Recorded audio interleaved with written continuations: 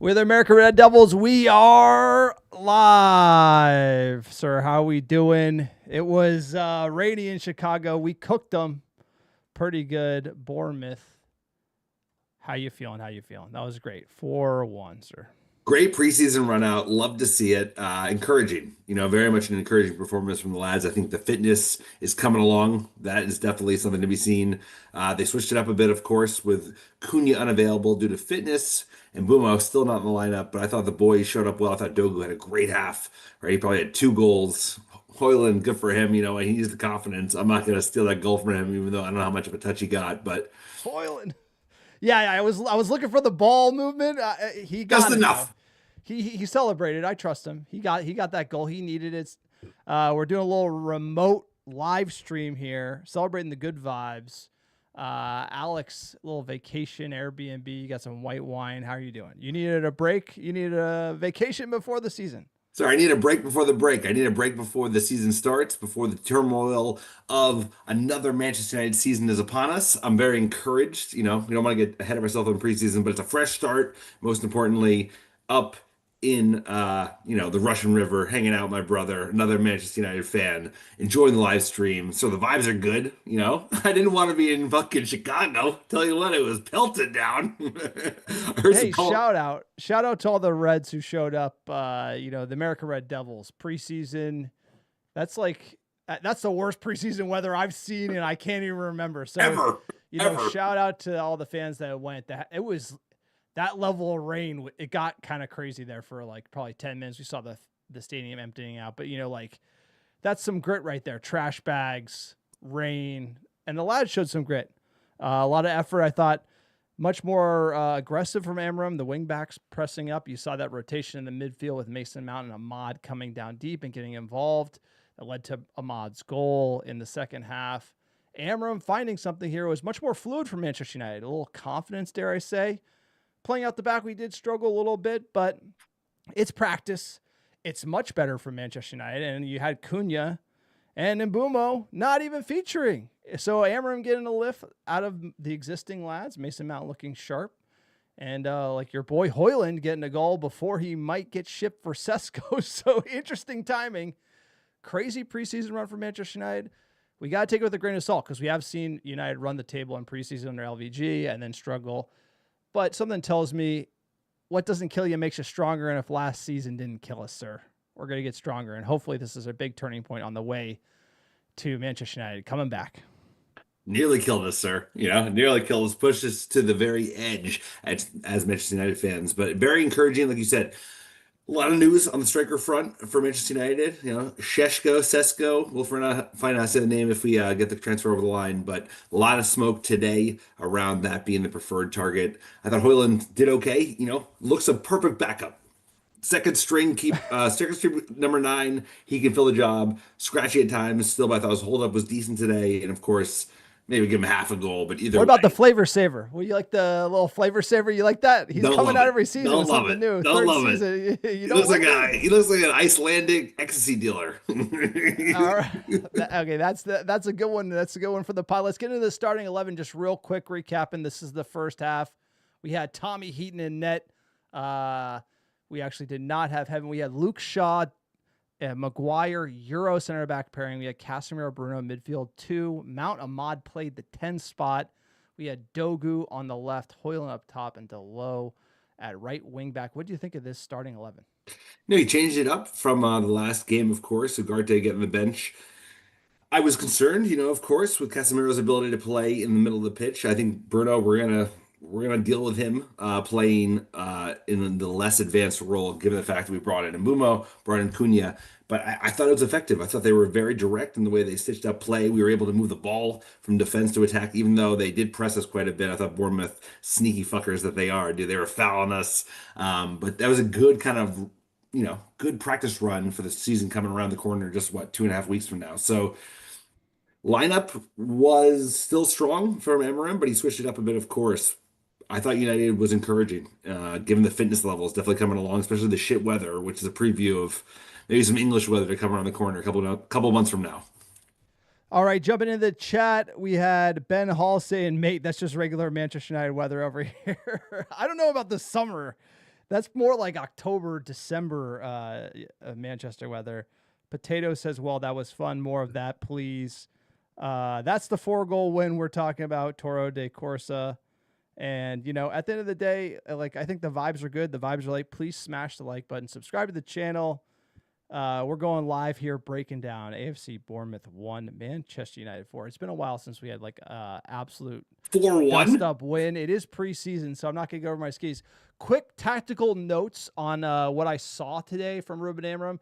I saw Dogu and Delo pushing up high when you're in possession. You saw the opposite of West Ham. West Ham, I thought we stayed really tight as a 5 even out of possession. This time, Amram's like, you know what? Let's go for broke. We pushed up Dogu and Delo high. Then Ahmad and Mount actually rotated down into these pockets of space, which is really dangerous. Create a link up.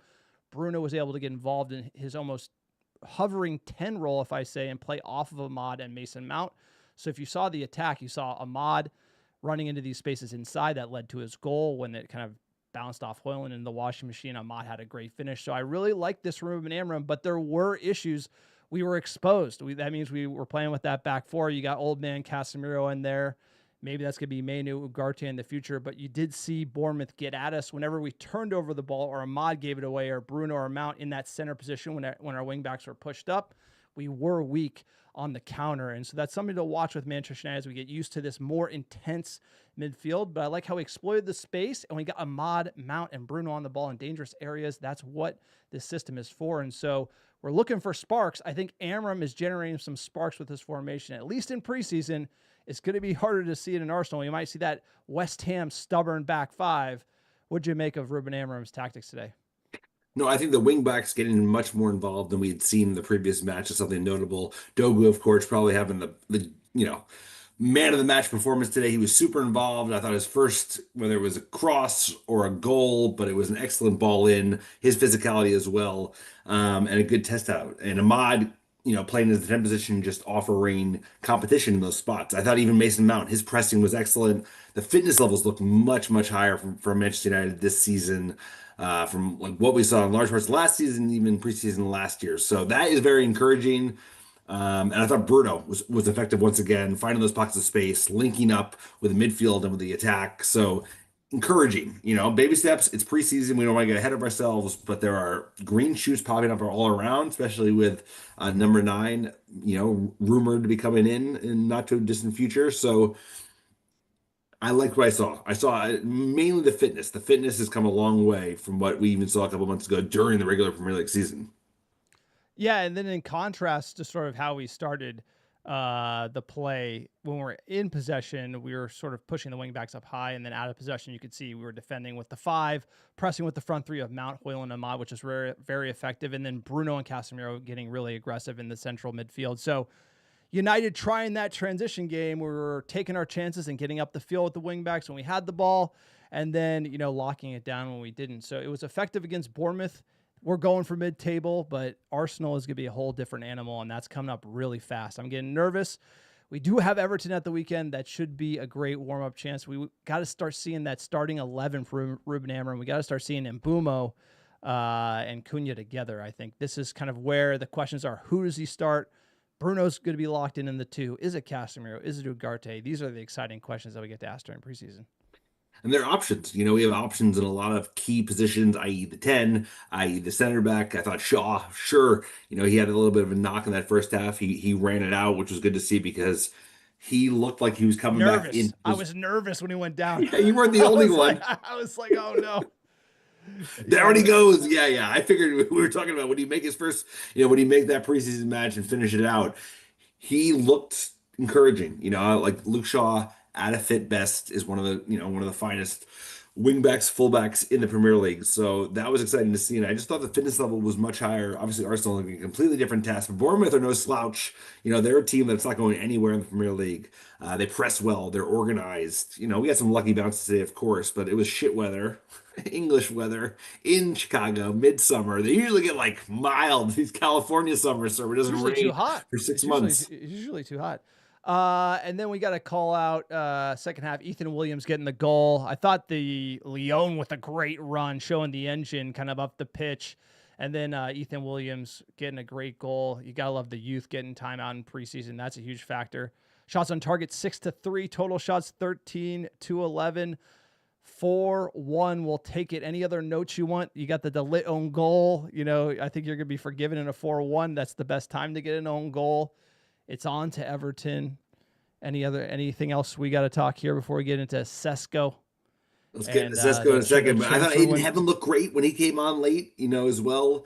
Some of the youngsters, right? You talk about Ethan Williams, just, nose for goal. Even Cheeto, he had that nice turn. He didn't know what to do with it once he got the ball. But for a 17-year-old, how encouraging he is. Super, super exciting from the youngsters.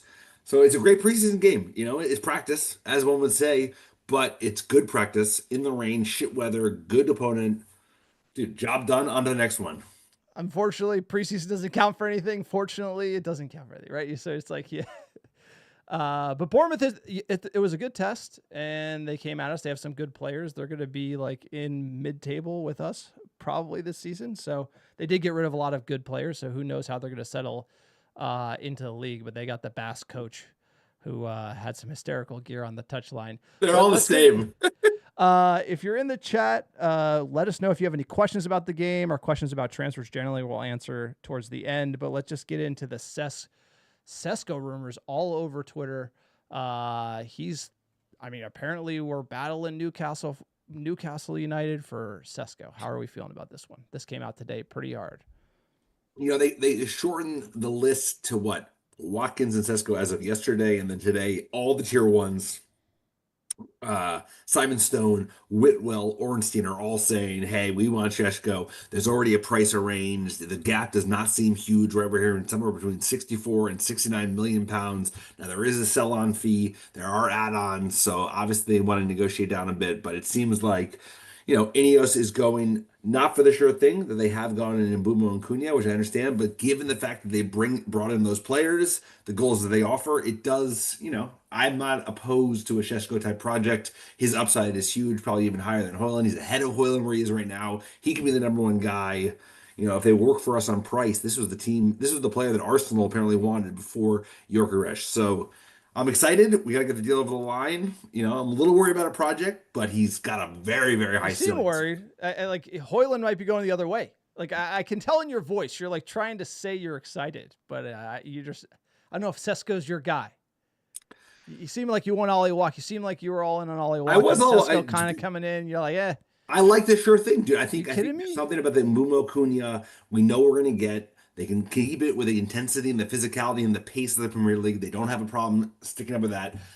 Sesko, dude, he is a Slovenian fucking Højlund. He could be amazing. But I think given that what United needs right now, you can make the argument. The argument can be had given any of those 20 all comps. 20 all comps in Germany.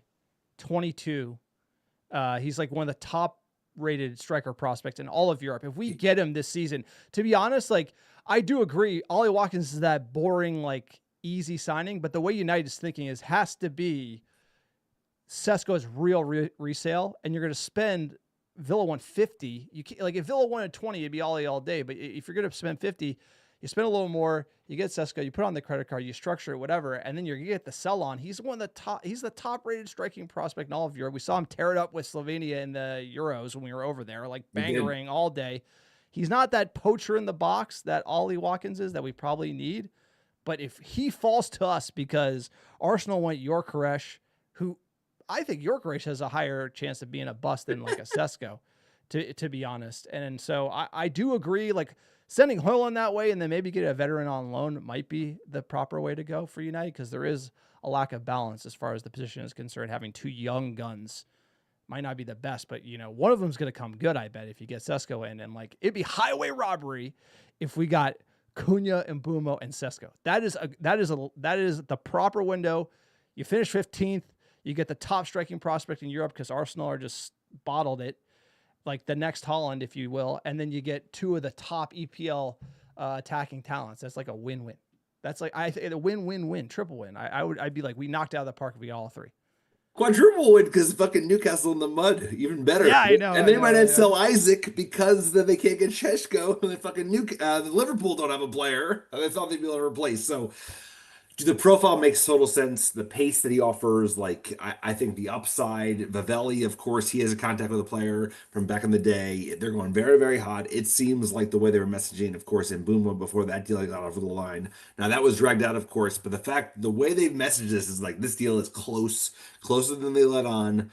And he's a super exciting player. Like that front three, all of a sudden, is one of the finest. It's definitely the top four in England. All of a sudden, like overnight, he still has to come good. But at the same time, you have Mbumo and Cunha and fucking Bruno to bail him out. That goes a long way. I think that helps. You don't have to go sure thing. Ollie Watkins, Ineos are definitely thinking about resale value, but Sheshko, bro, like in red. Wait, like Sheshko? Sheshko, I gotta need a pronunciation check on that we're gonna one. learn. We're gonna learn. Agile Beast, I'm more excited by Sesko than Watkins. Sesko, have you seen how high he can jump? Yeah, he's aerial threat. He's a freak. He's 22. Ben Hall says, I'd rather opt for Sesko too. Aerial dominant, physically imposed. I mean, like, you're getting the top striking like prospect in all of Europe, like just because, and then his price got cut. I mean, like Ollie Watkins, his price is, there's no, Villa's not going to get anyone in. They're going to be hard getting them out. It just, you got to let the market dictate the play. And United just, like, apparently Newcastle and United are both at the preseason training trying to sign the Sesko kid. This might be a United gazump. You know, you love a gazump. You might like Ollie Watkins, you know, see ya. I'm good. I love the gazump. I love Ollie Watkins, and he would have been great. But you can totally make the argument for going for Sheshko. Obviously, sir, like you said, we talked about the musical chairs. I'm getting Sesko kit the day he signs. Not touch that fucking Sheshko kit. We'll talk about that in the pod. I'm ordering. It's like, here we go, Sesko kit. Get the fuck. Done. Mason Mount. Mount's coming good, baby. Bruno coming good. I'm telling you, I'm calling it here. I got dibs Sesko kit. Sir, okay, you got it, bro. Let's get your don't ruin it. Let's get your brother in here. Big Max, United fan, Max. You gotta get on the pod. How are we doing? Chat, please like, subscribe.